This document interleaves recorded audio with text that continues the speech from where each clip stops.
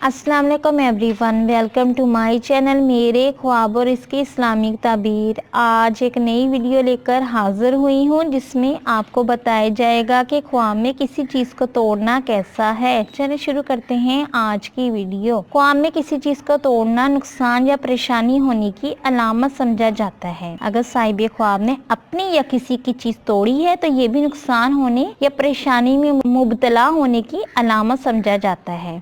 अगर साहिब ख्वाब ने देखा कि वो किसी इंसान का जिस्म का कोई हिस्सा तोड़ देता है तो ये भी उस इंसान के नुकसान होने की दलील है, मगर इसके नुकसान में साहिब ख्वाब का हाथ होगा। ख्वाब में ढोल, ढोलकी, बांसुरी, दफ, रबाब वगैरह को तोड़ना खुशी मिलने, खुशखबरी पाने की अलामत समझा जाता है और इसकी ताबीर अच्छी है। लेकिन दूसरी चीजों को तोड़ना जो इंसान के रोजमर्रा के इस्तेमाल में होती हैं, उनमें से किसी चीज को तोड़ना बेदारी में नुकसान मिलने की अलामत समझा जाता है। उम्मीद करती हूँ कि अल्लाह तबारक ताला आपका ख्वाब आपके हक में बेहतर करे और उम्मीद करती हूँ कि आपको ये वीडियो अच्छी लगी होगी। तो इस वीडियो को लाइक, शेयर एंड सब्सक्राइब करें। अगर कोई सवाल करना हो इस वीडियो के मतलब या किसी भी ख्वाब की कोई भी ताबीर मालूम करना चाहते हैं तो नीचे कमेंट्स में कर सकते हैं। Thanks for watching and supporting video. Allah Hafiz.